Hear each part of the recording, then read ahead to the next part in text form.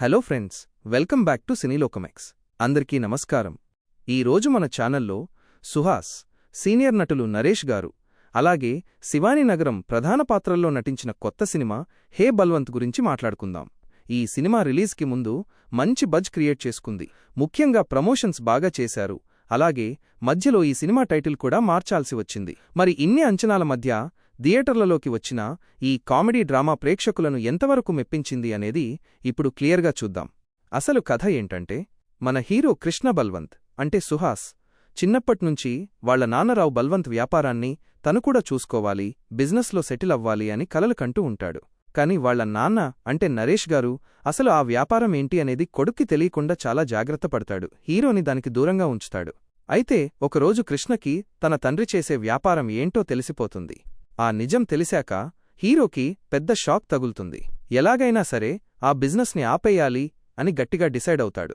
సరిగ్గా అప్పుడే ఊహించని విధంగా ఇద్దరు రాజకీయ నాయకులు, అలాగే కృష్ణ లవర్ మిత్ర అంటే మన హీరోయిన్ శివాని నగరం కూడా ఈ గొడవల్లోకి ఎంటర్ అవుతారు.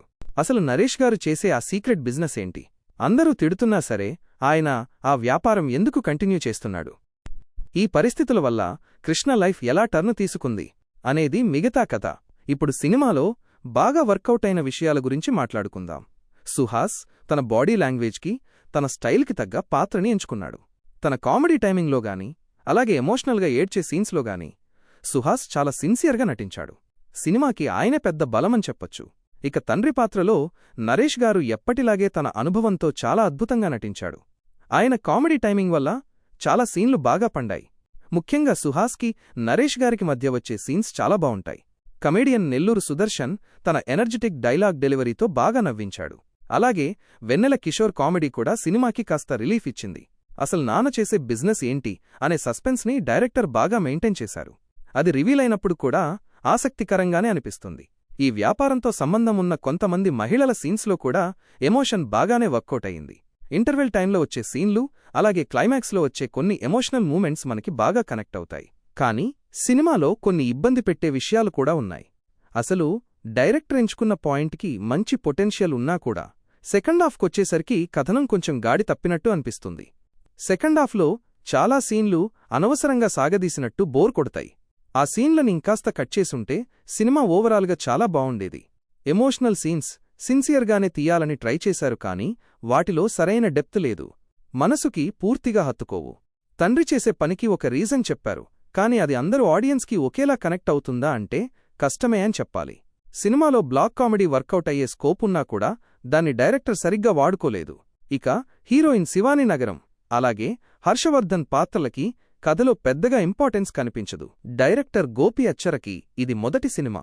కామెడీతో పాటు ఒక సోషల్ మెసేజ్ ఇద్దామనుకున్నాడు. ఆయన ఉద్దేశం మంచిదే, కానీ దాన్ని స్క్రీన్ మీద ఎగ్జిక్యూట్ చేయడంలో కొంచెం తడబడ్డాడు. వివేక్ సాగర్ మ్యూజిక్ సినిమాకి సపోర్ట్ చేసింది, కానీ మరీ అద్భుతంగా అయితే లేదు. కెమెరా వర్క్, నిర్మాణ విలువలు, ఎడిటింగ్ అన్నీ కూడా పర్వాలేదు అన్నట్టుగా ఉన్నాయి. ఫైనల్గా నా అభిప్రాయం చెప్పాలంటే హే బల్వంత్ సినిమా అక్కడక్కడ నవ్వించే ఒక మోస్తరు కామెడీ డ్రామా. సుహాస్, నరేష్, సుదర్శన్, వెన్నెల కిషోర్ల యాక్టింగ్, వాళ్ల కామెడీ వల్ల ఫస్ట్ హాఫ్ సరదాగానే గడిచిపోతుంది. కానీ సెకండ్ హాఫ్కొచ్చేసరికి సినిమా బాగా స్లో అయిపోయి బోర్ కొడుతుంది. అయితే ఇందులో తీసుకున్న పాయింట్ కొంచెం అడల్ట్ కామెడీకి దగ్గరగా ఉంటుంది, కాబట్టి ఇది అందరికీ నచ్చకపోవచ్చు. మీరెలాంటి అంచనాలు పెట్టుకోకుండా జస్ట్ ఆ కామెడీ సీన్స్ కోసం చూడాలి అనుకుంటే ఒకసారి ట్రై చేయొచ్చు. ఇది ఫ్రెండ్స్ హే బల్వంత్ సినిమా రివ్యూ. మరి మీరీ సినిమా చూసారా?